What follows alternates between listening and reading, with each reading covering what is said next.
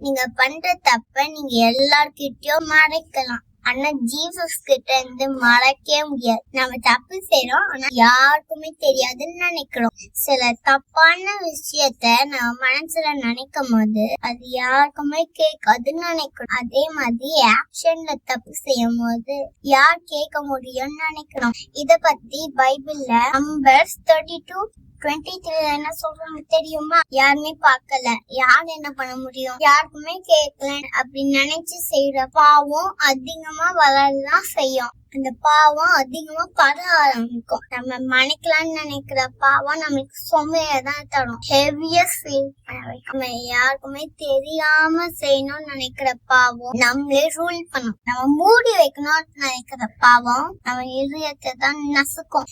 Look 12:2 Jesus எதுக்கு இப்படி சொல்றாங்கன்னா, நம்ம செய்யற தப்பு எல்லாரும் பார்க்கணும், தெரிஞ்சுக்கணும், நம்ம ஷேமானோன்னு கிடையாது. ஜீசஸ் நம்ம மாறணும்னு நினைக்கிறாங்க. அதனாலதான் நம்ம செய்யற தப்புக்கு கிராஸ்ல உயர கொடுத்திருக்காங்க, எல்லாத்தையும் மன்னிச்சிட்டாங்க. நம்ம இது யாருக்குமே தெரியாது, நம்ம நல்லாதான் இருக்கோம்னு நினைக்கிறோம். ஜீசஸ் நம்ம பார்த்து இப்படி பண்ணிட்டானேன்னு பாக்கல, நம்ம ஜீசஸ் கிட்ட போனோம்தான் நினைக்கிறாங்க.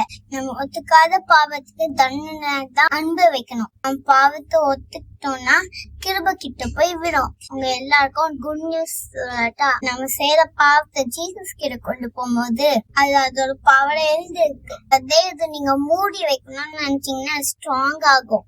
நீங்க உங்க லைஃப்ல ஏதாச்சும் சீக்ரெட்டா வச்சுட்டு இருக்கீங்கன்னா அதனால பயந்து ஆண்டவரை விட்டு தூரமா போகாதீங்க, ஆண்டவர் கிட்ட ஓடிப்போங்க. அது ஆண்டவர் கிட்ட ஒத்துக்கோங்க. ஜீசஸ் நீ கிளீன் பண்ணுங்கன்ட்டு அவரை கிளீன் பண்ண விடுங்க. ஜீசஸ் கிட்ட ஃப்ரீயா ஆக்குங்கன்னு கேளுங்க. ஏன்னா ஒரு நாள் உங்க பாவம் வெளிச்சத்துக்கு வரலாம், ஆனா அதுக்கு முன்னாடி ஜீசஸ் கிரேஸ் தான் உங்களுக்கு தேடி வரும். இந்த வீடியோ உங்களுக்கு புரியலன்னு திரும்ப ஃபர்ஸ்ட் லைக் பண்ணுங்க. Bye bye, god bless you.